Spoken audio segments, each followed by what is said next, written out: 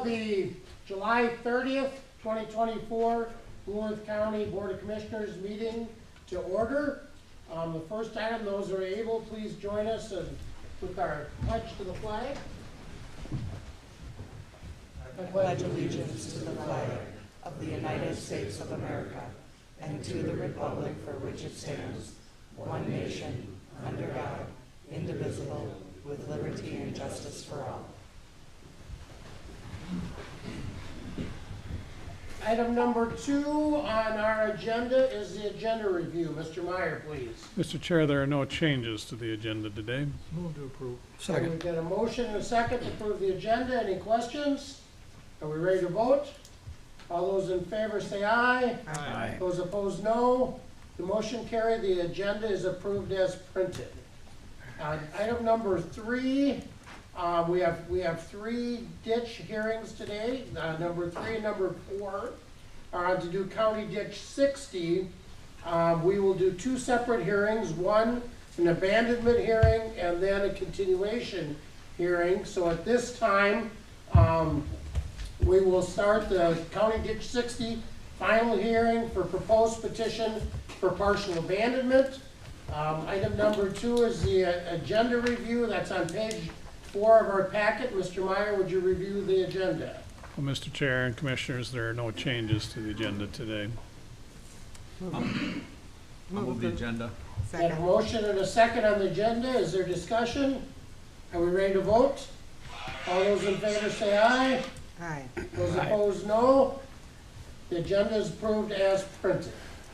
The purpose of today's hearing is to present the proposed petition for partial abandonment and get a brief summary from the viewing staff and take public comment for this proceeding affecting portions of County Ditch 60.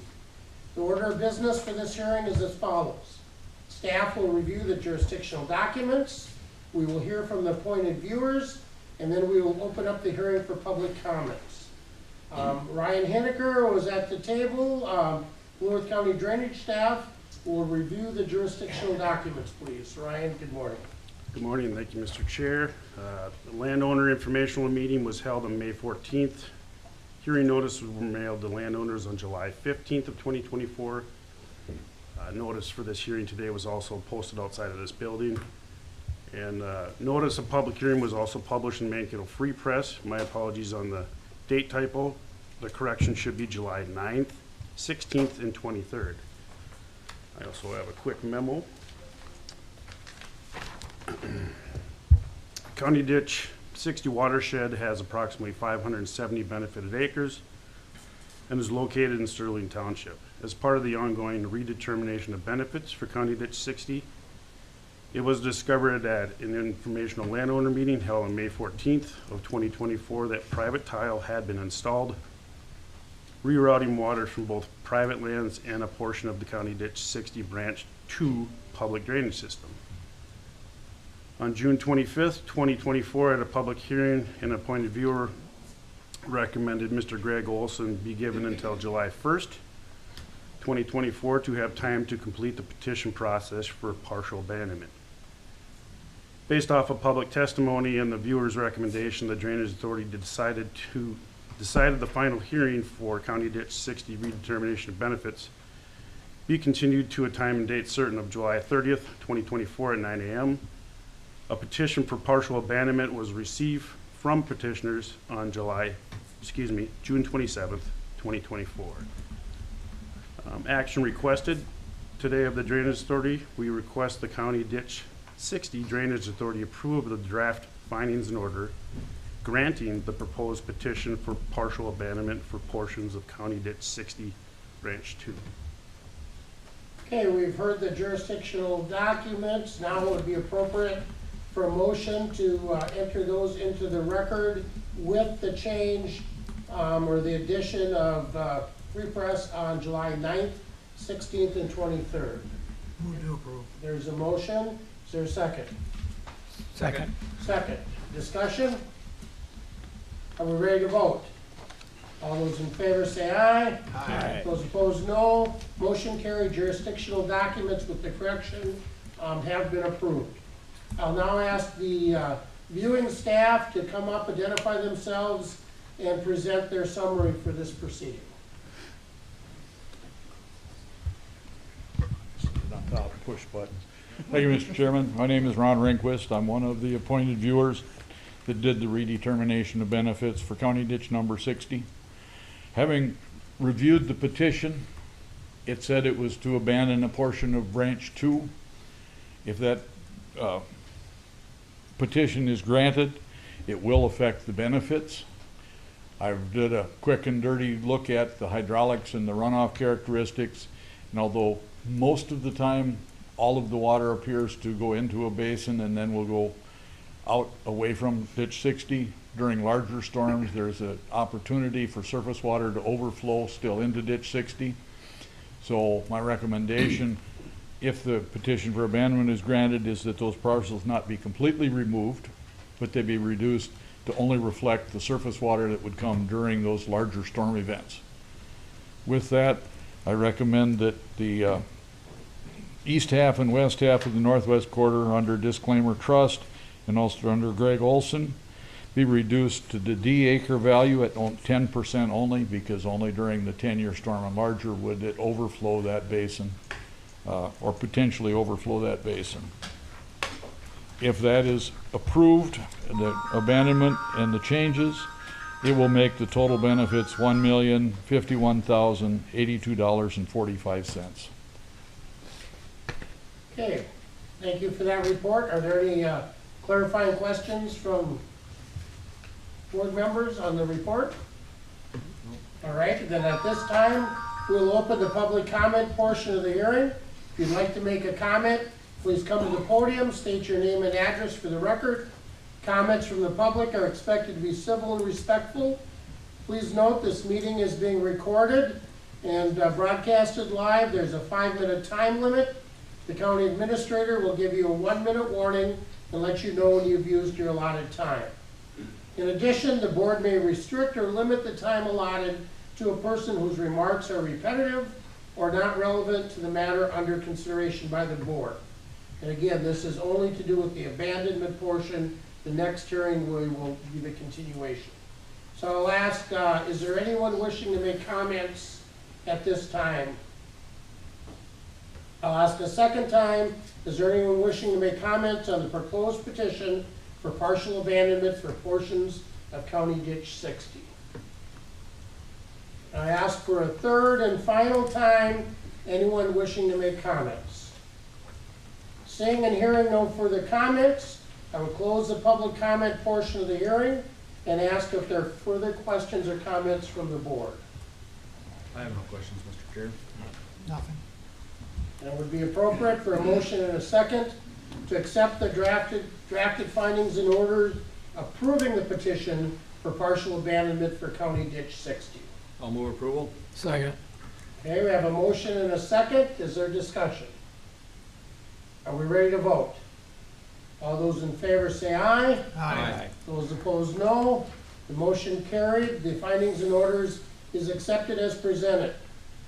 Item number 7, that is the end of our agenda. It would be appropriate for a motion to adjourn. So moved. Second. We have a motion and a second. All those in favor say aye. Aye. Those opposed, no. This hearing is adjourned. Item number 4 on our agenda is the County Ditch 60 continuation hearing. This is a hearing, final hearing for the redetermination of benefits.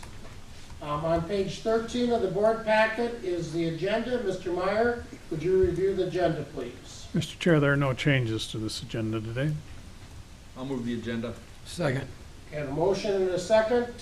Any discussion? Are we ready to vote? All those in favor of approving the agenda as printed, say aye. Aye. Those opposed, no. The agenda is approved.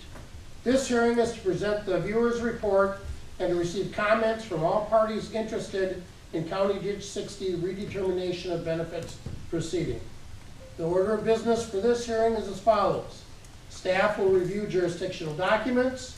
We will hear from the appointed viewers, and then we will open the hearing for public comments. I will ask Ryan Hineker again from Blue Earth County Drainage staff to review these jurisdictional documents. Thank you, Mr. Chair. Hearing notices for today were mailed on May 1st, 2024. Informational landowner meeting was held on May 14th, 2024. Notice was also posted outside of this building. Public hearing notice was published in the Mankato Free Press on May 7th, 14th, and 21st of 24. And on May 28th, 2024, at the first final hearing, it was ordered for a continuation for today's hearing proceedings. I also have a quick memo. County Ditch 60 watershed has approximately 570 benefited acres located in Sterling Township. On May 7th, 2019, the Blue Earth County Drainage Authority ordered a redetermination of benefits. The engineer and viewers were appointed and ordered to create an updated benefits and damages listing and viewers report for County Ditch 60. A copy of the drafted viewers report for the redetermination of benefits was submitted to Blue Earth County Drainage Management staff on February 26th, 2024. On April 9th, 2024, a final hearing date for this proceeding was set for May 28th of 2024. Based on public testimony and appointed viewer recommendation at the final hearing, the Drainage Authority ordered the continuation of the final hearing to time, location, and date certain. The Drainage Authority set the continuation hearing for July 30th, 2024 at 9 a.m. in the Blue Earth County Board of Commissioners room. Today's continuation hearing is to listen to the appointed viewers, provide their explanation for the drafted viewers report, and allow public comment to be given for this proceeding. Action requested. We're asking the Blue Earth County Drainage Authority to accept the draft findings in order approving the adopting the updated County Ditch 60 viewers report, and the benefits and damages report be updated, and all new assessments utilize the new information moving forward. That's all I have, Mr. Chair. Thank you, Ryan. Now would be appropriate to accept the affidavits into the legal record. So moved. Second. We got a motion and a second. Discussion? Are we ready to vote? All those in favor say aye. Aye. Those opposed, no. Motion carried. The jurisdictional documents and notices are into the legal record. At this time, we will do the report for the viewing staff. Again, to come up, identify yourself, Ron, for the record, and review the report. Thank you, Mr. Chairman. My name is Ron Rehnquist, one of the appointed viewers. It is the recommendation of the viewers that the board adopt the report with the amendments as proposed because of the abandonment of Branch 2, the properties of Disclaimer Trust being the west half of the northwest quarter of Section 26, and to the adjustments to Greg Olson's property, which is the east half of the northwest quarter of Section 26, those being subject to the maintenance of his tile line going the other way and only occasional surface water overflowing back into the ditch system. That would bring the total benefits with the amendments to $1,051,082.45. Thank you for that report. Are there any clarifying questions from the Drainage Authority? No, sir. Okay, well, at this time, we'll open it for public comment portion of the hearing. Again, if you'd like to make a comment, come to the podium, state your name and address for the record. Civil and respectful. This is being recorded, as we said. There's a 5-minute time limit where you'll get a 1-minute warning and no one will use the allotted time. In addition, we will restrict or limit time if it's repetitive or not relevant. I will ask, is there anyone wishing to make comments at this time? Please come to the podium. Is there anyone wishing to make comments on County Ditch 60 redetermination of benefits? And I'll ask for a third and final time, is there anyone wishing to make comments on CD 60 redetermination of benefits? Seeing and hearing no further comments, I'll close the public comment portion of the hearing and ask, are there further questions from the board? No questions, Mr. Chair. At this time, then it would be appropriate to have a motion to accept the drafted findings in order approving the adopted viewers report, and that any existing benefits and damages records for County 6 be replaced with the newly updated numbers from the appointed viewers for this proceeding. Move to approve. We have a motion Second. and a second. Discussion. Are we ready to vote? All those in favor say aye. Aye. Those opposed, no.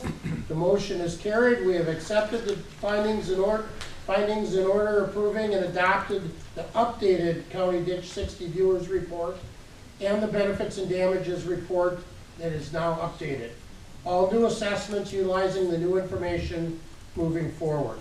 This concludes the agenda for County Ditch 60 redetermination of benefits. I'd entertain a motion to adjourn. So moved. Second. And a motion and a second. All those in favor say aye. Aye. Those opposed, no.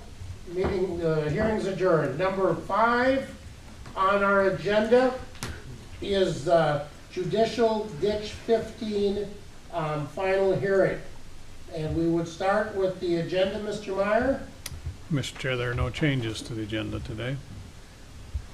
Hearing no changes, it'd be appropriate to adopt the agenda as printed. So, second. We have a motion and a second. Discussion.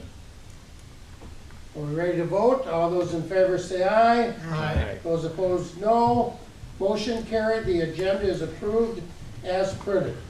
Purpose of today's hearing is to present the engineer's repair report and to receive comments from all parties interested in the Judicial Ditch 15 proposed repairs.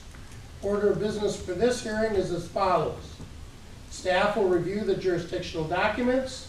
We will hear from the appointed engineer, and then we will open the hearing for public comments. I'll again ask Ryan Henniger from Blue Earth County Drainage Staff to review the jurisdictional documents. Thank you, Mr. Chair. Landowner informational meeting was held on May 3rd, 2024. Hearing notices for today's hearing were mailed on July 15th. Notice was also posted outside of this building. Notice of public hearing and public affidavit was published in the Mankato Free Press on July 19th. I also have a quick memo. Judicial Ditch 15 was first established in 1917 and is primarily located in Lincoln Township. The Blue Earth County Drainage Authority is the drainage authority presiding over these Judicial Ditch 15 proceedings for proposed repairs.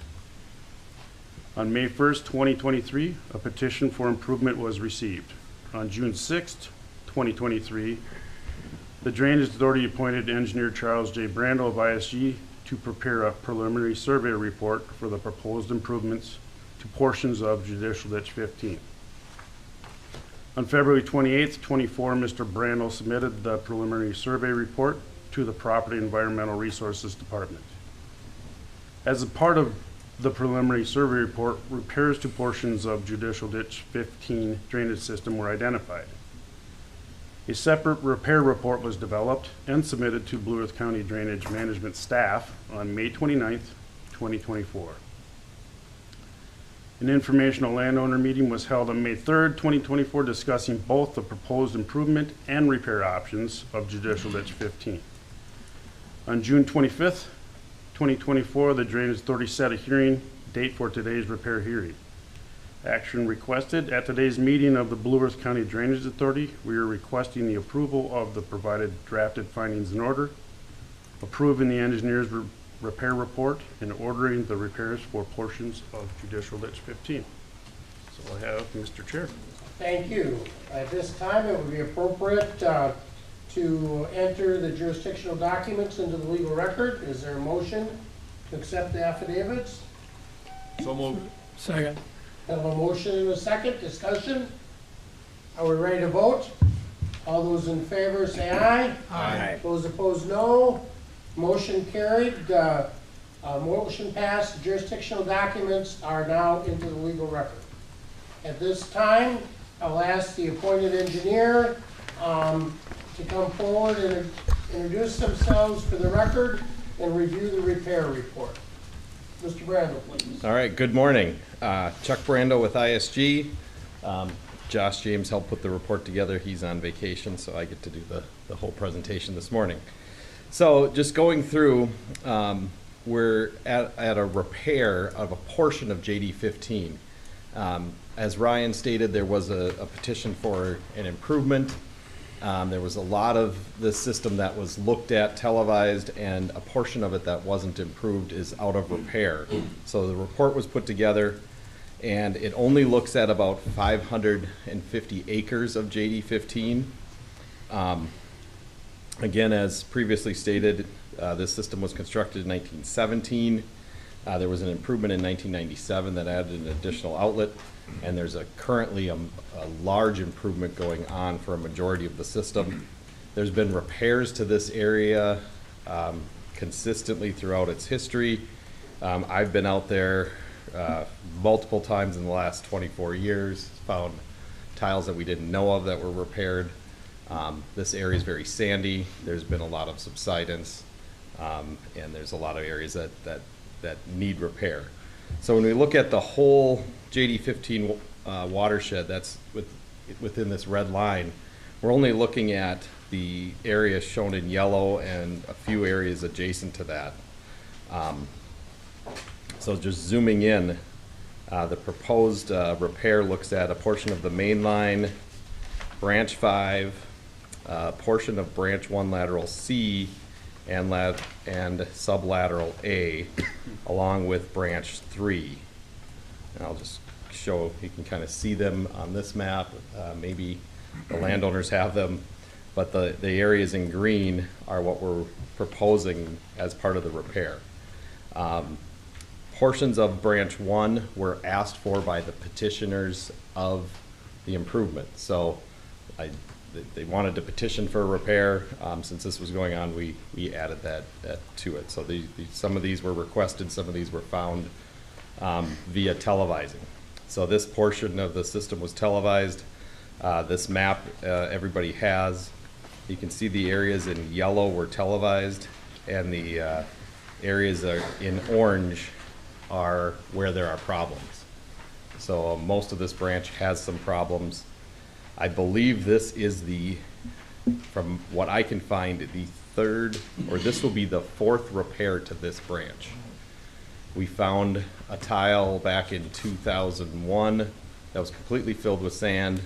We found another tile in 2001 that was completely filled with sand.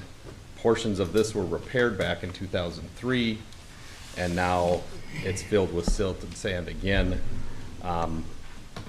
At that time, perforated tile was put in. My recommendation is not to do that because we have a history of this filling up with silt and sand because of the sandy conditions. Here's a few of the televising photos. Some deflection, areas obviously filled with sediment, and we don't have very good pictures because the water level is almost to the top of the pipe because it's half full of sediment. The existing system sizes were reviewed. There is one portion of the main line that is a 20-inch tile. Because 20-inch tile is not readily available, we can upsize that, and I'm just jumping ahead, to a 24-inch tile. That actually changes the drainage coefficient to above what we'd recommend.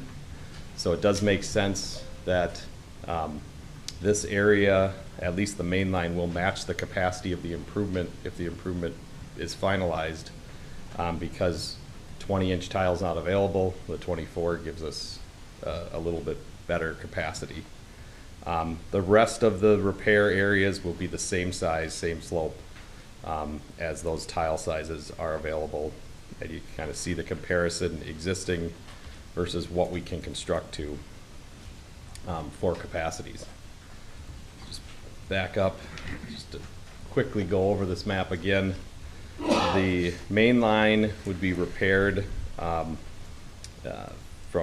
now I don't have the section in front of me, but the upper portion of the main line, branch 5 to the east, branch 5 lateral A, branch 3 which connects into the main line, branch 1 lateral C, and a portion of branch 1 lateral A. A lot of the areas where these are connecting into are part of the improvement. So this repair might be ahead of the improvement, but later on there'll be new tile that these are connected into. Repair proceedings move a lot faster than improvement proceedings, as you guys are well aware. So from a project cost, here's the cost of each of those sections. When you add them all together, it's $511,000. There are no road crossings. As I stated, we're proposing non-perforated dual wall pipe. We do anticipate, because of the sandy conditions, that we may have to add some rock base in spots, just to make sure that we have a good foundation and it's gonna last for a long time. Different than 25 years ago when portions of this were repaired, we televised the system, and things should be last for a long time once they're in place. So as long as we can keep sediment out of it. So we did review a multi-purpose drainage management plan with landowners, and I just want to make sure we get that into the record. As part of the improvement, there are some wetlands and storage that are being proposed. As part of this repair, we're not proposing any, but if landowners do have any practices that they want to consider, we definitely go over those with them. But we are doing some things as part of the improvement. It is required by statute that we consider multi-purpose drainage management, and we are looking at these tile repairs. We may have some water quality inlets or some inlets that are raised up, trying to keep as much sediment out of the system as possible. So in conclusion, we recommend that the repair move forward. It's practical and feasible. The system is out of repair, and if approved, we could start construction later this year. My recommendation would be we could bid it in a couple months, and if somebody's available, they could start this fall. If not, most of the work would get done next year. Just depends on weather conditions, but then we would not have any crop disturbance this year. If it starts next year, we could set aside those areas ahead of time before planting and limit that crop disturbance. So that's the summary of the report.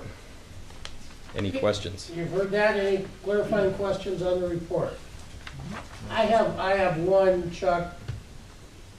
With replacing with dual wall plastic, non-perf,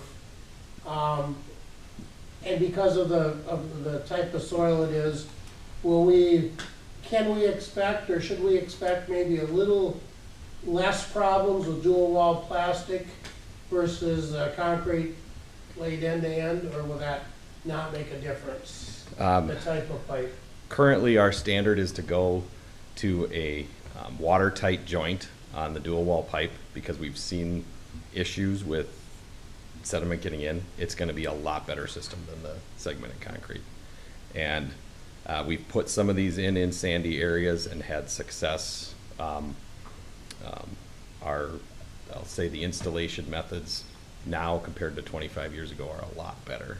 So it should last 100 years plus, unless we have sediment getting into intakes or things like that. So. And installation is always verified with the camera after the fact to make sure it's done properly, correct? Correct. Today's technology, we can measure slope and deflection, and then we also measure all of the joints to make sure that we don't have any gaps in those joints. So. All right, anything else? At this time, I'll open the public comment portion of the hearing. Being the third hearing in the morning of all of us, I believe you probably know that you need to come to the podium. You probably know that you need to state your name and address. You know that they're going to be civil and respectful. You know this meeting's being recorded, and there's a 5-minute time limit with the 1-minute warning and when you've used up your time. And you know that you're not going to be repetitive or not relevant in your comments. So at this point, I would ask, is there anyone wishing to make comments on the JD15 repair report? Is there anyone wishing to make comments on JD15? I'll ask for a third and final time. Anyone wishing to make comments for Judicial Ditch 15 repair report?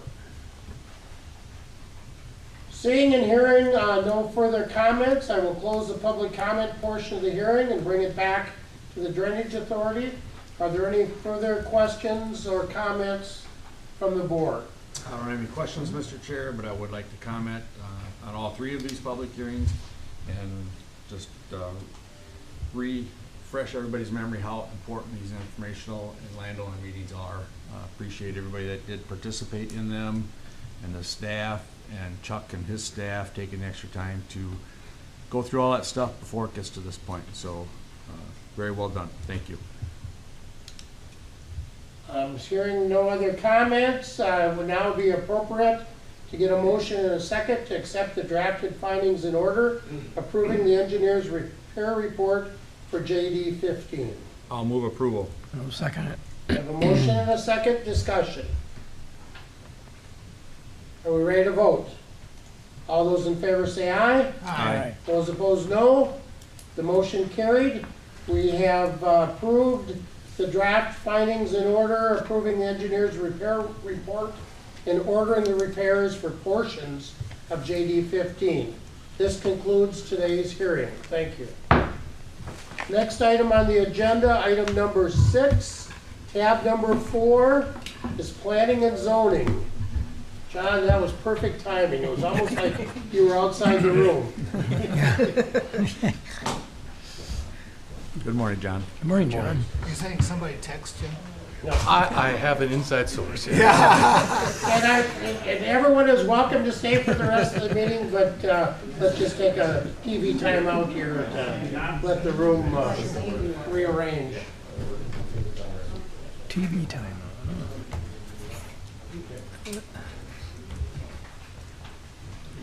You guys had me a little worried when I pulled up the agenda for this meeting. I'm like, planning and zoning.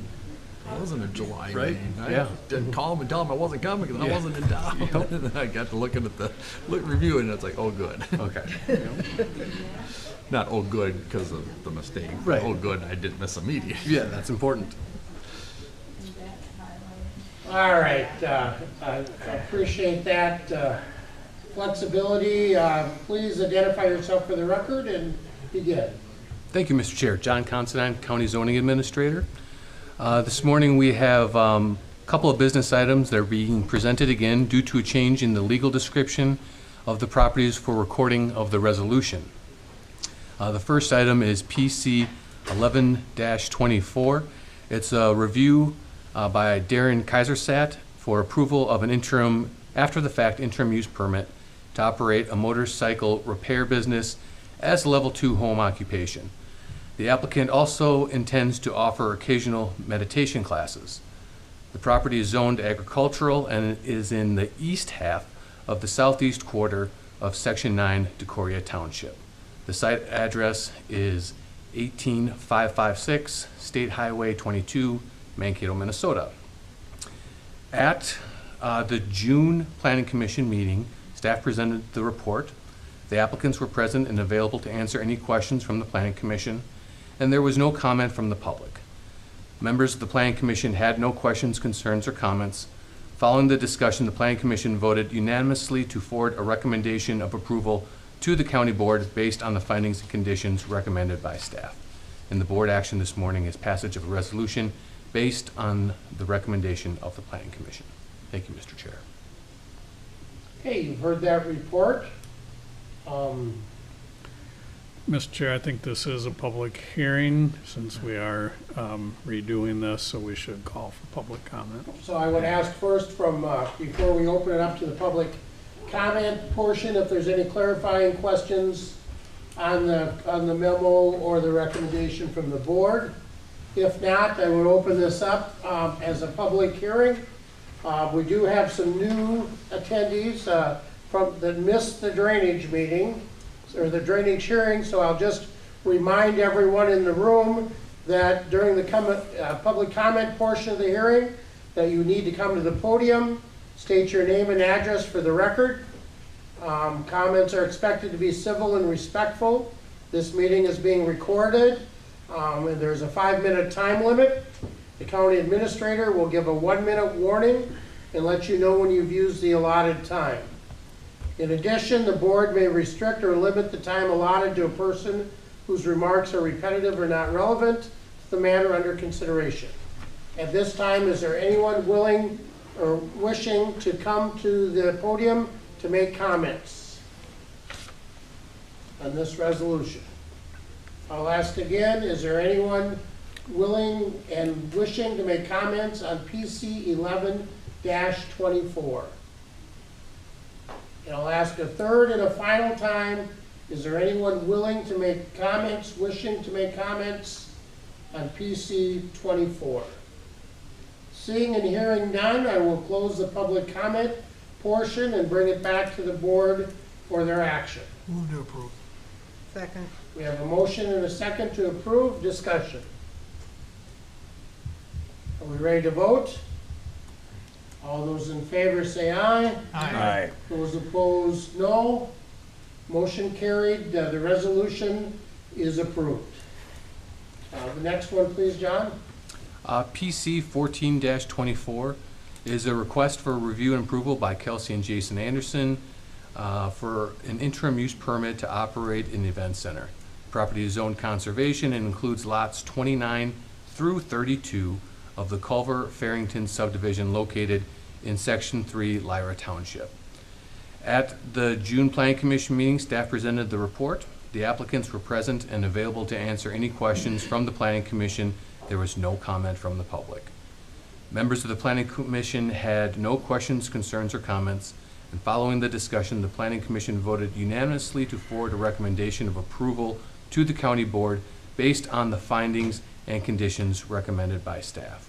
And the board action this morning for this item would be passage of a resolution based on the recommendation of the Planning Commission. Thank you, Mr. Chair. Thank you for that. Any clarifying questions? No, sir. Okay, I would ask at this point, we'll open up for public comment portion of this hearing. Again, please come to the podium, state your name and address for the record. Please civil and respectful. This is being recorded, and we'd ask for a 5-minute time limit with a 1-minute warning and let you know when you've used your allotted time. And please try to refrain from being repetitive or not relevant to the matter under consideration. Is there anyone wishing to make comments on PC 14-24? Anyone wishing to make comments? I'll ask for a third and final time. Anyone wishing to make comments on PC 14-24? Seeing and hearing no public comment, we'll bring it back to the board. What is your wishes? Move approval upon the recommendation of the Planning Commission. Second it. We've got a motion and a second for a passage of the resolution. Any discussion? Are we ready to vote? All those in favor say aye. Aye. Those opposed, no. Motion's carried. The resolution is approved. Thank you, John. Thank you. Thank you, John. That was quick. We are at agenda item number 7, tab number 5, the jail nursing contract. Sheriff Borsall, if you please come and identify yourself for the record. Morning, Sheriff. Morning. Jeff Wersell, Blue Earth County Sheriff, Commissioners. I know that you had a work session on this topic. I'm sorry I was not able to attend that. But Advanced Correctional Healthcare serves as Blue Earth County's jail's medical provider. The current contract expires tomorrow. ACH has proposed a contract providing 124 hours of nursing hours per week, which would start August 1st and run through the 31st of July of 2025 at a cost of $798,815. That does include backfilling the nurses when they take vacation and are sick. And I recommend approval of the proposed contract. Any questions? You've heard the recommendation. What is your wishes? I'll move approval. Second. Got a motion and a second. Discussion? I don't have any questions, Mr. Chair, but just a comment. I appreciate the staff coming in for the work session. They did a great job outlining what we have going on. And from my understanding, this is a huge help to the custody officers as they work through their regular day, not having to deal with this. So appreciate them bringing it forward and getting that coverage. Thank you. I'll pass that on. Okay. Are we ready to vote? Sure. All those in favor say aye. Aye. Those opposed, no. Motion carried, the contract is approved. Thank you, Mr. Chair. Before you go, Sheriff Forstall, I just want to, after attending 4 days at the fair, with a lot of folks, especially from your department, emergency management and all, I really appreciate the presence the Blue Earth County has at the fair. The life jacket event was, I guess you can't say spectacular, but it went on very well, and just appreciated having the boat there. We got to talk about some water safety and things like that. I know there's a lot of things going on at the same time around the county, but appreciate the time and the commitment of not only the deputies, but we have dispatch, other folks there. Appreciate that. I think that's good for the county, that they're exposed to all county residents, but especially the kids that get a chance to make that connection. So thank you for I that. appreciate that, and we are planning on partnering with the life jacket giveaway again next year with a lot more life jackets to give away. I ran out of life jacket. It works out very well. You can get rid of 100 life jackets in about 10 minutes That's if all you do the tough. right advertising. Thank So, you. Thank you, Sheriff. Item number 8, tab number 6 on our agenda is Human Services. Mr. Clausen, I'll ask you to come for your report. Morning, Phil. Yeah, good morning, Phil. Chair, good morning, Commissioners. Good to see you all. I have 3 action items, Mr. Chair, to bring before the board today. First of those is in Public Health Emergency Preparedness Grant, which we refer to as FEP, those acronyms. This is really to maintain our operational readiness for public health and other partner emergencies with county staff.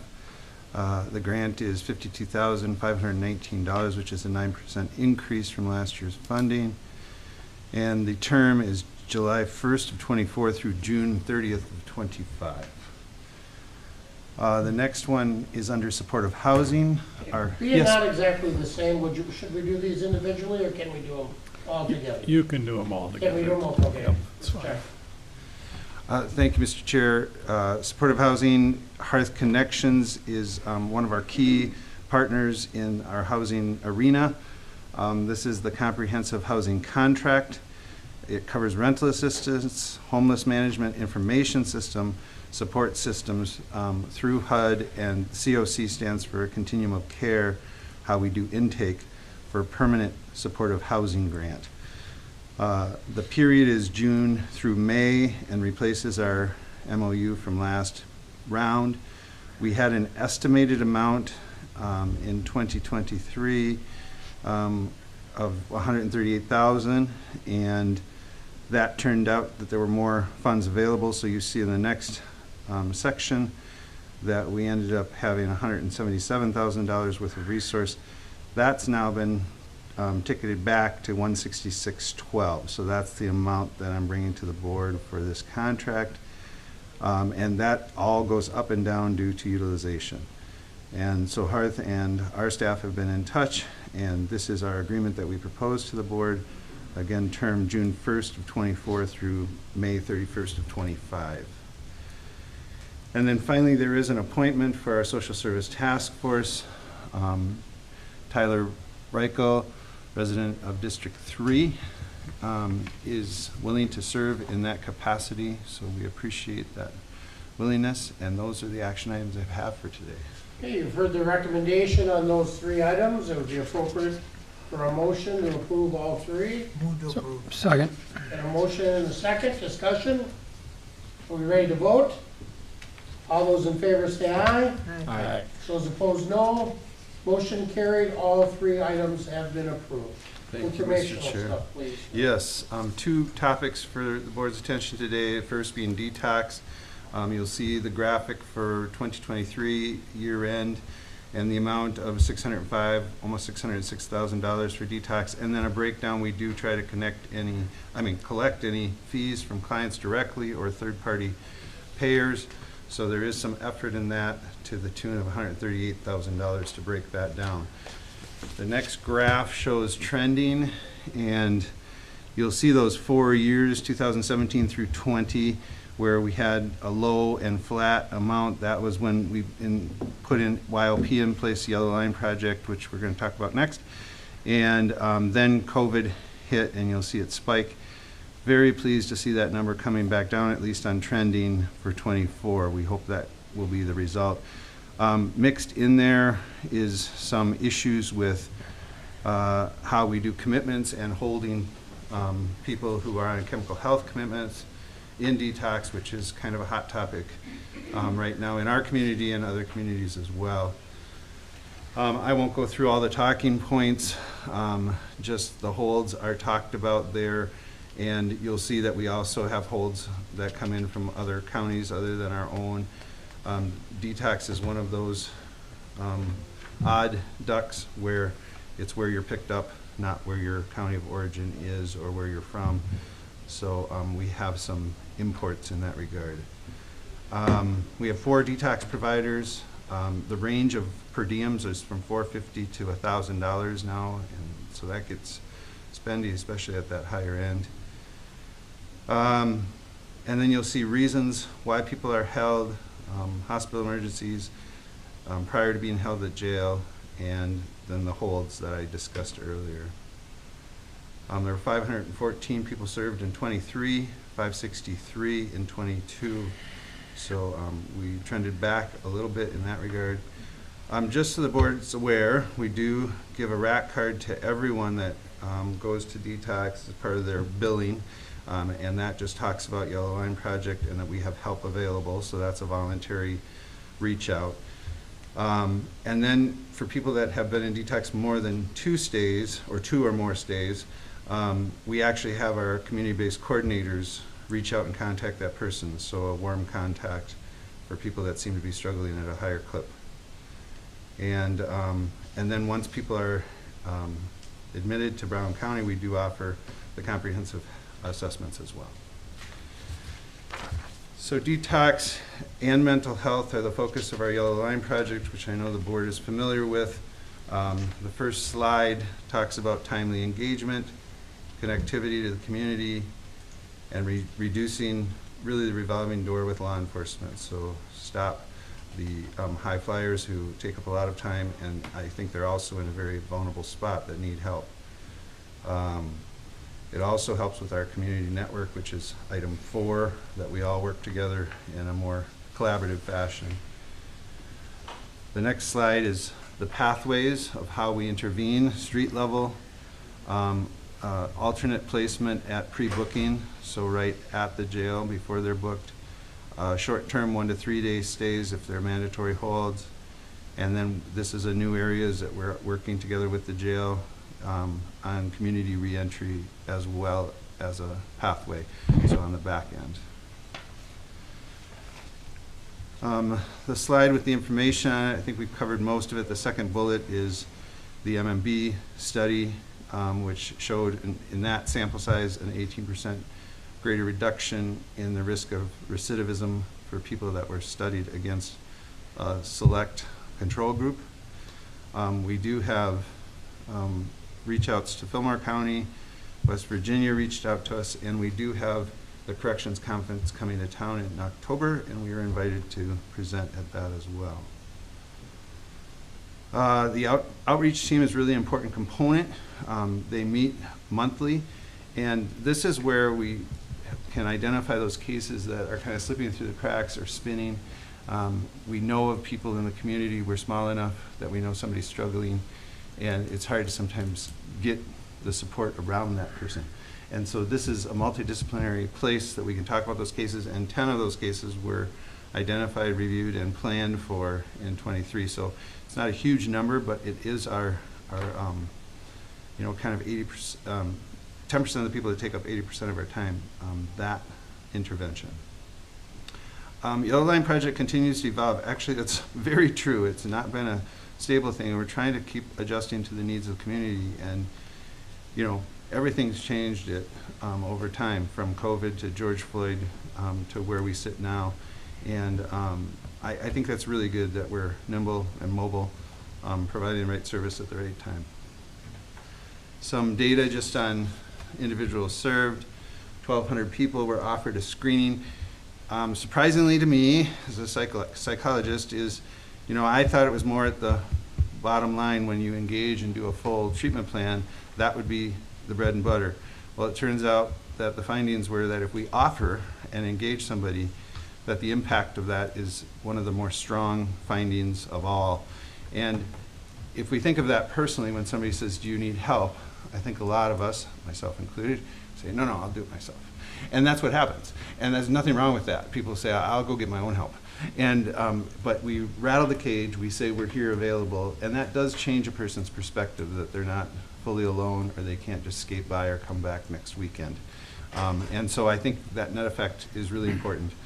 359 completed the screening, voluntarily went through that, and then that breakout of the 46 and the 44 are people that either engaged a full yellow line plan, like a treatment plan, or they took information and referral. A lot of folks have been through treatment before, and they say, I'm going to go back, and they don't really need a lot of hand-holding, but we do try to make sure it's a warm handoff and stay in contact with those efforts. The summary of data, which is one of the last slides, 57% of those participants that engaged in a yellow line plan, so that subgroup that we said at the end, successfully completed their plan, which is a good number. 80% had no further law enforcement contact. That we have some limits, like out of state, we might not be able to find, but in 6 months, 80% did not have another contact, and then the same number, 80% after a year, which I think is really, really good information. So that's really what I had for the board today. Thank you so much. Mm-hmm. You have any questions or comments? The only comment I can make is that being on the detox board, I do notice the difference, with the Yellow Line Project, and they do too. Yeah. Yeah. So the Yellow Line Project has been a real diamond in the rough for Blue Earth County, and I know we're going to work on continuing. Thank you, Commissioner. I appreciate that very much. Staff do know that the board has been very supportive, and they feel that it helps on those hard days. Right, thank you. Thank you much. Have a great day. We will go to agenda item number 9, tab number 7, Public Works update. Ryan, please join us. Morning, Commissioners. Good morning. Thank you for allotting me some time today on my non-regular board meeting. Had one critical item we wanted to get taken care of in our action items, and that is consideration of purchase of a 2024 John Deere 210P excavator. This is a new excavator that we are attempting to purchase off of state bid contracts, Sourcewell pricing. John Deere has a machine that could be available within a matter of weeks, so that was very appealing for us. And then obviously historically you've seen the bid results between John Deere and Caterpillar, so we evaluated the Sourcewell pricing for John Deere only, knowing the machine was available. It was replacing a John Deere excavator that went into the river. And with that being said, with the insurance payout that was received for the excavator that was lost into the river, this does fall within our budgeted allotment of what was budgeted this year for the excavator. So with that being said, I would request approval of purchase of a new John Deere excavator for a total balance of $281,434.55. I'll move approval. Second. Okay, we have a motion and a second. Discussion? We're ready to vote. All those in favor say aye. Aye. Those opposed, no. Motion carried. Purchase is approved. Thank you. All right, and then I wanted to provide a update given everything that's happening with the Rapidan Dam and the County State Highway 9 bridge. So I'll provide a verbal update on that, and then another one again on August 13th. Summary of discussions and actions since July 9th board meeting. Staff have been in frequent conversation and contact with various agencies regarding the dam. Earlier in the month, the flows remained too high for Collins Engineering to be able to safely access the water to monitor, scour, and measure the channel scour action that has been happening. On July 12th, we spoke with the FERC. We received notification that the county would be required to submit another update to them by August 16th. They're also had been in discussion with the Minnesota Department of Natural Resources Dam Safety Office and having some initial conversations. It was really primarily just a notification in that regard. On July 12th, the Bar Engineering site visit, and then we had a follow-up meeting the meeting ended up taking the majority of the day. We discussed the current conditions, discussed development of a work plan for Bar Engineering, and how they're gonna move forward. They were able to gain some direction, however, a lot of it is still remaining contingent on developing action from FEMA and other agencies on what's the constraints of the work that's going to happen. And so I think a lot of that's going to unfurl over the next couple of weeks as we meet today, obviously, with several agencies, and then on, hopefully on the 13th, hoping to bring in Homeland Security, Emergency Management. I'll get into that a little bit later. We provided, on July 14th, we had a virtual meeting with the FERC, Minnesota Department of Natural Resources Dam Safety Office, and the United States Army Corps of Engineers. This was established by the FERC.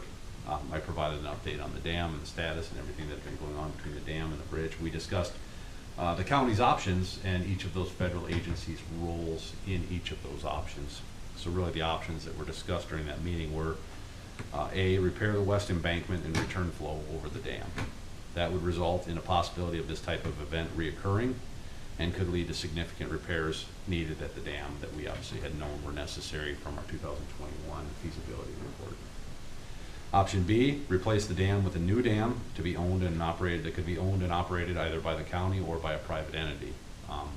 That one, the DNR was pretty quick to state that they would require permits for the work to replace a dam on the river, and they were not whatsoever optimistic that that anybody would be able to get a permit to put a new dam on the river.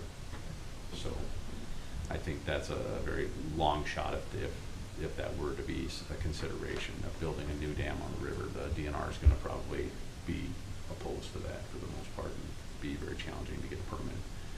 Option C, leaving the dam in place, protecting the new river channel on the west side of the dam. And option D, removing the dam and restoring the ecosystem, which the Army Corps of Engineers will be here to talk about their program for that today during the work session. We discussed public safety. Obviously the fencing has been installed to keep people away to extents practical. There's still obviously ways to get there if they go all the way around through the cornfield on private property, trespassing. And I am aware that the sheriffs have been writing tickets for that, and it's good because it's very dangerous. I think Eric Weller told me he called a deputy when there was somebody literally standing within 10 feet of that straight vertical bluff, and just the common sense is not there, unfortunately. So we will continue to keep the bridge closed unless it can be verified it's stable and safe to reopen. I'll get into that a little bit later. And then Bar Engineering was going to start analyzing slope stability and propose different repair mitigation options that we might want to take into consideration. So really just kind of providing, here's some different options you get costs and ballpark cost estimates, and then I think that's part of our decision matrix of how we want to move forward. And there's just a tremendous amount of variables with this entire situation. Obviously the dam and the bridge, the dam decision is very impactful to the bridge. And then you've got what you do in the interim. Obviously that's heavily influenced by the decision of where you want to go on the dam. And as we learn more about the opportunities that are in front of us, then I think we can hopefully start kind of identifying some of those variables and plugging them into an equation and coming up with something that we can try to find our solution. We also discussed the FERC Division of Hydropower and Compliance was also on the call in addition to dam safety. So if you remember, DHAC is the division that's responsible for the license surrender application. That's who we sent that to. They want an updated surrender application, and so I think we talked about that a couple weeks ago. They basically have put our surrender application on the shelf and said it's on pause until we hear back from the county. They want to know, do you want to continue with surrendering the license, saying that we're going to leave the dam in place as is, or do we want to pursue license surrender with the intent of removing the dam? Likely, again, it'll trigger a NEPA document, an environmental document, one way or another. It's not certain, but it's highly likely. It's my interpretation. Mr. Chair, I got a question, and you might not be able to answer it. So I'm a little confused. I mean, we want to get rid of our power, we're not gonna run power there anymore. What's the significance of them having to know if the dam's gonna be there or not? We just wanna get rid of the permit. It is. Yes and yes. Okay. I'm incredibly frustrated with this as well. And I've told Dam Safety repeatedly that them still holding the license complicates this and has made no other federal agencies want to step in and take the bull by the horns. And I think that's a great question maybe for the Corps today. The other agencies don't want to step on the FERC's toes because the FERC has regulatory authority right now with this license. But that creates almost a roadblock because by them having the regulatory license and not really doing anything with it to get rid of it, it's kind of put in a position where the other agencies are obviously holding off. Yeah, it's obviously been physically disconnected from the grid. It's not producing electricity. What's been expressed to me is there's concern about the optics that in 2020 when the dam failed in Michigan, my understanding as it was explained to me from the FERC Dam Safety Office was that there were a sequence of events leading up to that of lack of compliance from the licensee. The FERC pulled the license, and again, I'm summarizing what was told to me. The FERC pulled the license and then delegated the oversight of it to the state. And then there was ultimately a dam failure that was catastrophic as well. And so that was not optically good for the FERC. So they've been much more hesitant to push that burden onto state agencies. So if we were gonna, they want us to define which one we wanna do so they can figure out how they're gonna regulate it.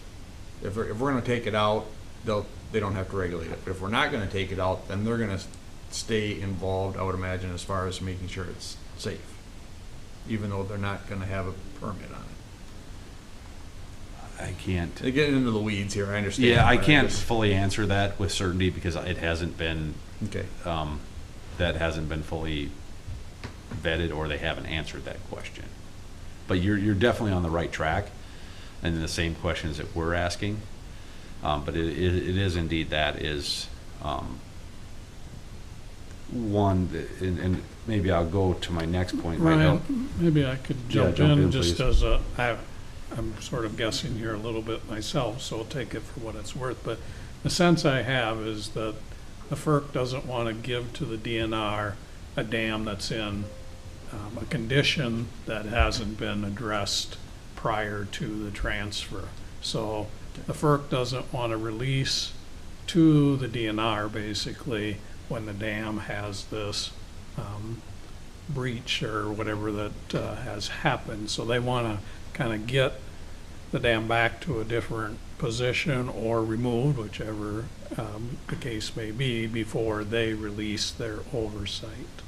So they don't want to dump, so to speak, on the state of Minnesota. Correct. And I can live with that. I mean, we need to make a decision at the county board level. We always complain because everybody makes us do other things. Well, they're putting that right on our table here, so we got nothing to complain about. At the end of the day, we got to figure out what we're going to do with it. Agreed. It's the uncertainty that I think is the issue. And with that, that's where I was going to go next, was discussed with the DNR their willingness between the FERC and the DNR's willingness to assume their regulatory role. And the DNR would support this role if river restoration was the desired path, dam removal and river restoration. The DNR would be required to do it regardless if the FERC terminates the county's license. Okay. But that wasn't said enthusiastically, I guess I could put it that way perhaps. We do have a follow-up meeting scheduled for August 21st. I believe it's at approximately 2 p.m. If any of the board is interested, please let me know and I can certainly share that meeting invitation with you. I know Bob was able to sit in on, and I think Josh was in on the call previously, so it was definitely good to get other folks from the county participating in that and hearing it through different lenses and through those different agencies that we're trying to work with. On July 15th, I had a site meeting with Four Rivers. This is a private operator with interest in the situation, discussing the status and condition of the dam.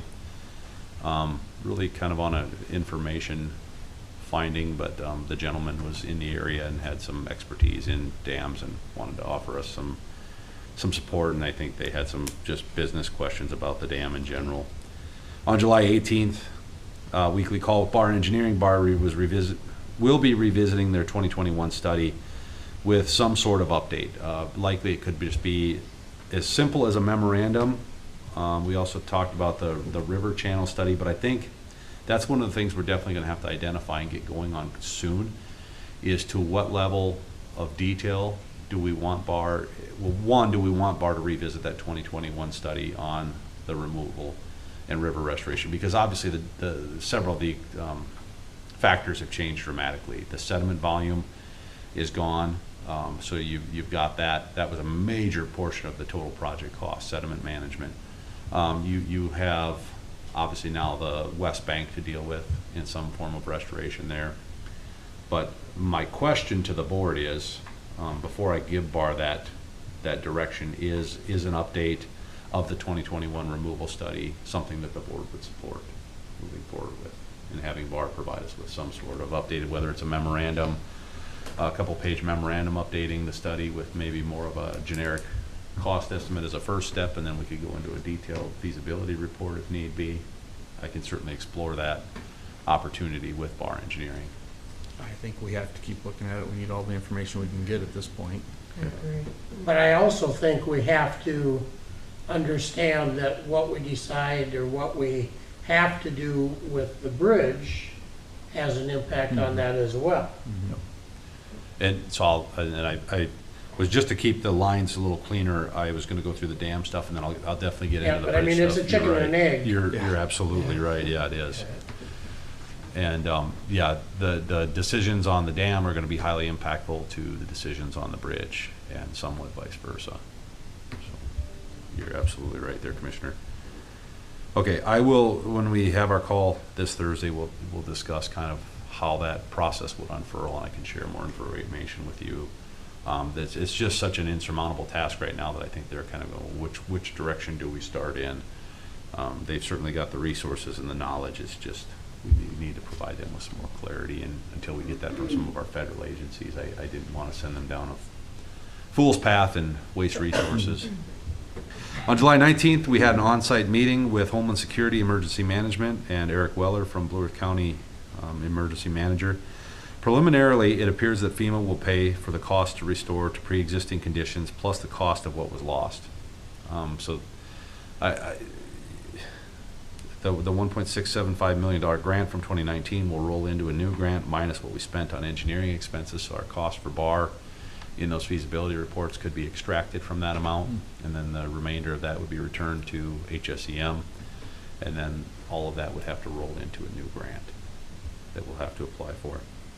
HSEM is tentatively scheduled to meet with the county board on August 13th to discuss those funding options. I wanted to allow them in their expertise to explain it to you in greater depth than I'm going to be able to, and I haven't had the time to dig through their project funding manual that they provided me. So I thought it'd be better for you to hear it straight from the horse's mouth, and they appear to be able to attend on the 13th. So, questions on the, well, no, I'm not done with the dam, I guess. On the week of July 22nd, survey data was collected, including aerial survey of the upstream river channel via a drone from Mathwitz Construction, and then channel surveys were completed by MnDOT in periodic intervals. So that'll help us determine how much of that sediment was lost and what the new river channel above the water and below the water looks like, so that we can calculate volumes and see how much of that sediment was lost. Where does that bring us maybe toward the design that Bar had kind of laid out initially with respect to the river channel and the sediment management, things like that. I mean, it could be a fact that maybe there's not a lot to deal with left at this point, and now if it's somewhat naturally reestablished itself. That again would have major cost implications. July 25th, weekly meeting with Bar this past Thursday. The level of detail and data gathering needed for the FEMA cost estimate and return to pre-flood condition was discussed. We'll attempt to keep that level of detail very general and high level. Again, going into, at this point, I don't know that I see a lot of logic in going into detailed design of a situation where you would return water back over the top of the dam and rebuild that entire west embankment. And again, the board can tell me if I'm going in the wrong direction with that, but again, you'd run into that high risk of reoccurrence again and the same flood and the same issues we've been dealing with, so. Well, I'm not an engineer, but I can't imagine even if we restore that bank, would it be stronger or I think, well, and I'd have to we have build it bar, stronger? I mean, I think know. it'd require a massive concrete core wall.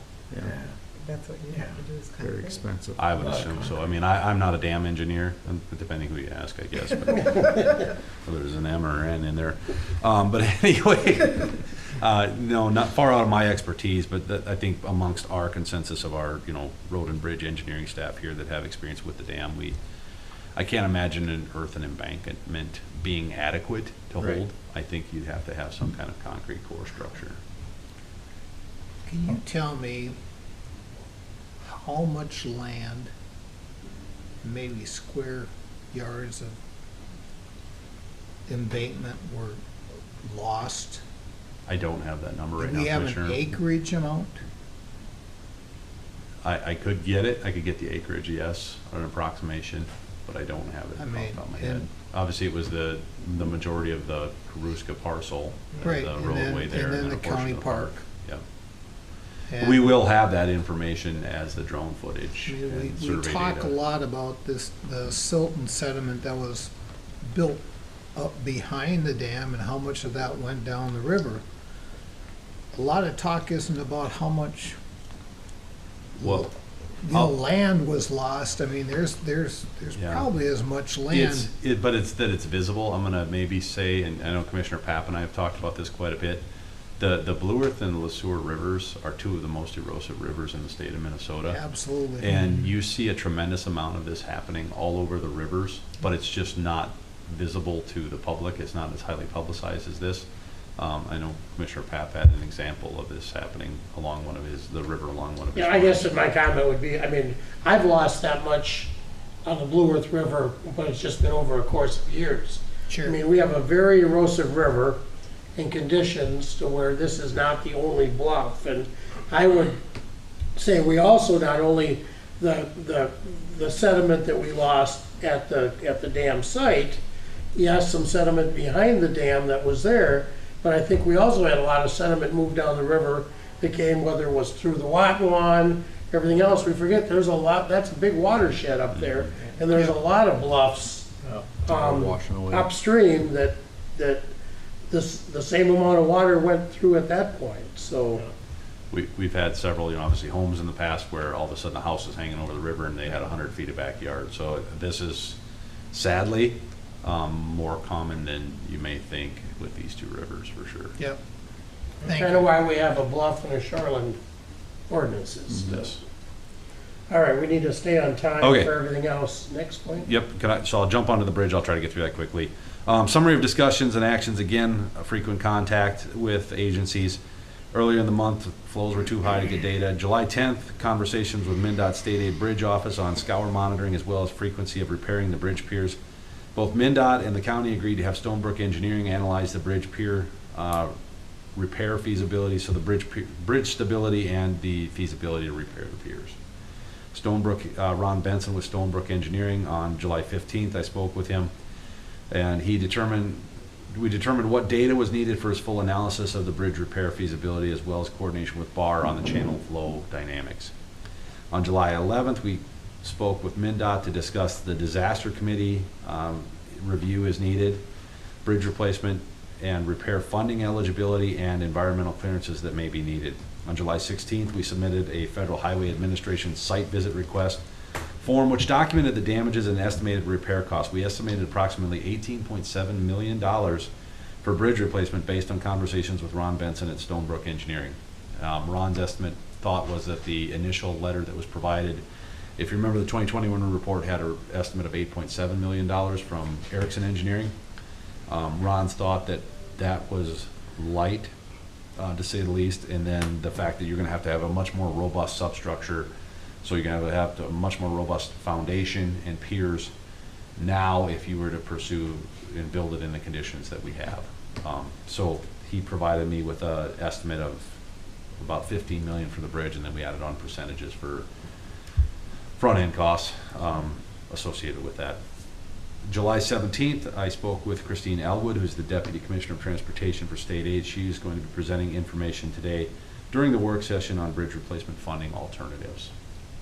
On July 18th, we met on-site with MnDOT and Federal Highway Administration representatives, including FHWA regional leadership. So we had good meetings with FHWA, and again, Christine will go into conversation and detail about those meetings and about funding opportunities.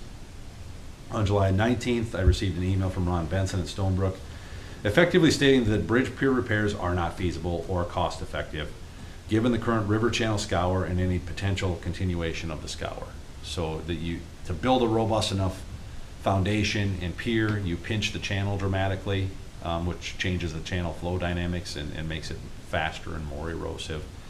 And there's just a lot of factors of trying to build it while effectively the bridge piers kind of hang in there in the air. You know, I mean, you're going to have to get underneath it and do a deep footing into the bedrock. So say that again, say that sentence again, not feasible and, Where was I?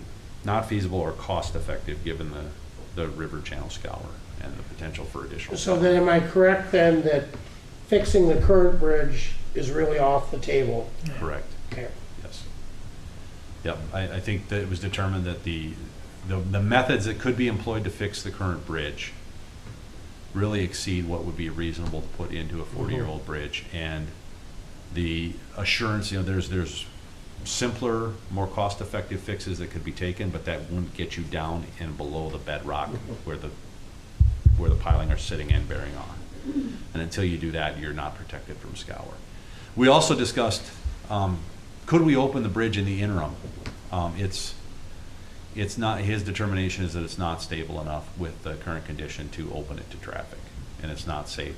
In addition, we'd have to have a very robust scour monitoring plan. I mean, almost every time it would rain, you'd have to close the bridge and reevaluate it and wait for flows to go back down. That's only 20 out of 30 days. in a typical month. Exactly. But it takes a month for the flows to go back down, right? Yeah. Okay. On July 29th, we submitted a letter requesting the State Disaster Committee meet and review the site. They will be here on Friday. We'll be meeting with them then. That concludes my report. Thank you for the time. Happy to answer questions. All right, I think what I'd like to do is, because we will spend a lot of time of this in conversation at work session, is to, some of those questions that we all have, I think, I'd like those experts to hear as well, so we kind of all hear it at the same time. Absolutely. Appreciate that. Thank you. Thank you, Ryan. Item number 10 on the agenda, starting with tab 8, is administration. Mr. Meyer, please. Well, Mr. Chair and Commissioners, the first item is the county board minutes for July 11th. Move approval? Second. We have a motion and a second. I just have a question because I'm not sure that we met on the 11th, we met on the 9th, and that's probably just a typo, correct? That is correct. Okay. Sorry about that. No, that's all right. Just want to make sure. I don't know if you had a meeting without the chair. Yeah, the minutes do indicate July 9th. It was the agenda that had the wrong date. I apologize for Not a that. problem, not a problem. Are we ready to vote? All those in favor say aye. Aye. Those opposed, no. Motion carried. The minutes of July 9th are approved. Next are the bills for the 3 weeks indicated. I'll move the bills. Second. Have a motion and a second. Discussion? Are we ready to vote? All those in favor say aye. Aye. Those opposed, no. Motion carried. Bills are approved. Mr. Chair and Commissioners, item number 10 in your packet is the Human Resources Department agenda. Just to have a number of informational items for the board's consideration today. Starting with recruitment has been initiated to fill a probation officer 2 position in our Community Corrections Department. We also had a resignation of an on-call library clerk, so we've initiated recruitment to refill that position. Then we filled a care coordinator in our public health unit in human services, as well as a social worker in our child protection area in human services.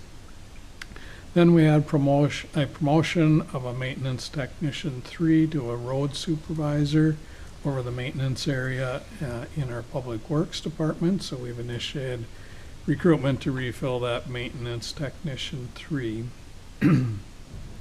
We also filled a waste and recycling planner position, and then we had a promotion of a landfill specialist to an appraiser within our property and environmental resources department. So we've initiated recruitment to refill that landfill position. We also filled a 911 telecommunicator position.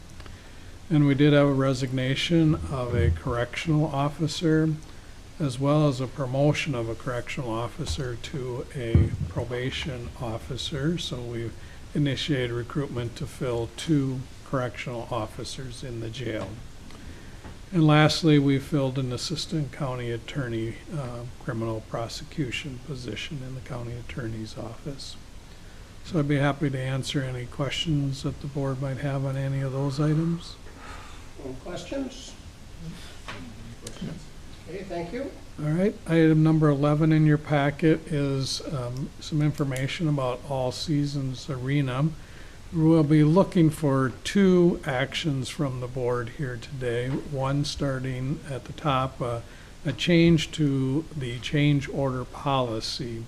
You'll see in the packet there is some information about authorization that has been granted by the city council to the city manager to enact change orders on large building projects.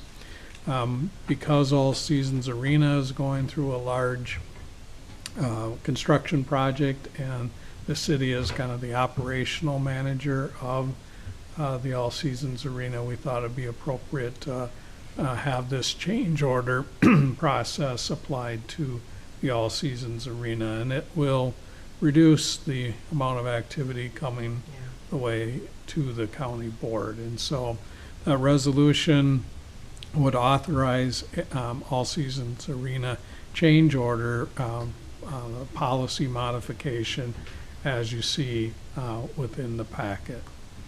I would make that motion. Yep, I'll second that. Okay, we have a motion and a second. Discussion?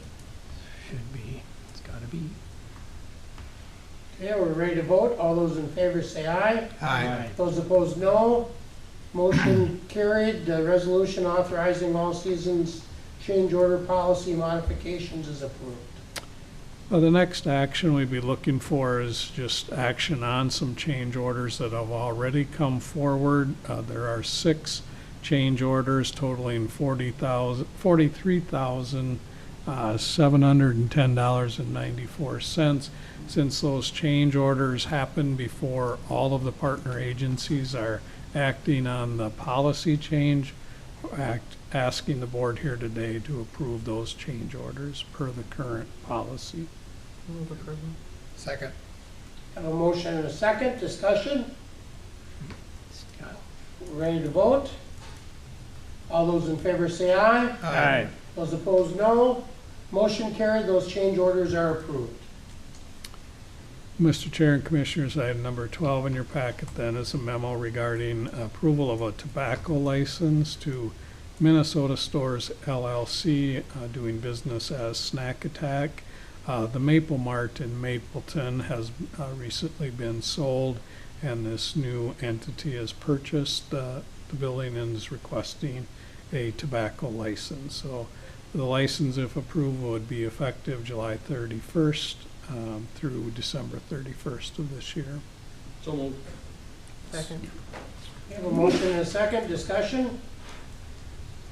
Are we ready to vote? All those in favor say aye. Aye. Those opposed, no. Motion carried. The tobacco license is approved. Item number 11 on our agenda is reports from commissioners. Kip, would you like to start us? I would be happy to, Mr. Chair. After our last board meeting, we had a work session that afternoon. And then I was at SW CD meeting that I have not attended for quite a while. They were very busy there with a lot of projects going on. Mayors and clerks that night, and y'all were out of town, so Bob and I held down the fort for the group. John Considine was there talking about the cannabis update. He gave them a lot of information, got a lot of action. They had a relatively good turnout, so that was good to see John there. They want to be more involved in how this policy produces, so I think that was good to have John there, giving them an update on what's going on. Had our MVAC annual meeting, gave out our awards for the year for the supporters and the active members in that organization. I made it out to the fair for a little bit, but I was there for the Farm Family Award and the Century Farms. Dan did a nice job giving those presentations. Managed to hit the Eagle Lake and Madison Lake parades, and several calls concerning obviously the ditches, dams, and gravel roads. That's my report, Mr. Chair. Thank you. Mark, please. Okay, see, on the 10th of July, I did have a RETA meeting, Regional Economic Development Alliance, and then we did have July 12th, All Seasons Arena meeting, and of course we had our county board work session on the 19th, and yeah, lots of questions regarding water, dam, or, you know, about every day. Yeah. Okay, thank you. Patty, please. Alrighty, I too attended the work session on the 9th, on the 11th through the 16th. I went to NACO and attended all of those meetings. On the 18th, they had TDS board meeting and some strategic planning with them. I too went to the fair on the 25th and spent some time out there with my spouse and saw the awards for the farm families. And that's the end of my report. Thank you. Vance. Well, we started after the last board meeting, we had a work session. I drove up to the cities for a flight for NACO on the 10th, and then we were in NACO from up in Tampa Bay from the 11th through the 16th. During NACO, I was transportation vice chair, and we had 13 proposed resolutions and 1 platform change through the Transportation Steering Committee, and on the 15th they voted in a new second vice president for NACO, which is a George Dunlap from Mecklenburg County, North Carolina. On the 18th I had a detox meeting. On the 26th I stopped out at the fairgrounds and walked around. And on the 29th, I had a Transportation Alliance Board of Directors meeting. That's the end of mine. Hey, thank you. I too was at the July 9th work session. Then I had the opportunity to testify on behalf of NACO at the Senate Ag Committee and Rural Development as we look at capacity building for counties. You can be sure there wasn't anybody there that hadn't heard about and seen the house fall in the river, so Rapidan Dam was very timely for that meeting. Attended the NACO conference as well. On the 17th, participated in the Green Scene agricultural event. On the 19th, we had 3 landowner meetings, CD 51, CD 59, and JD 36. And I just want to reiterate Kip's comments that hearings go so much better if we can get them at the landowner meetings and get the questions answered before the report has to be approved. July 22nd, Rural Minnesota Energy Board met and then was at the Blue Earth County Fair the 25th through the 28th. And that concludes my report, and that concludes our agenda. At this time, I'd ask for a motion. No, do we? Adjourn. We do adjourn today. A motion to adjourn. So moved. Second. We have a motion and a second. Are we ready to vote? All those in favor say aye. Aye. Those opposed, no. This meeting is adjourned.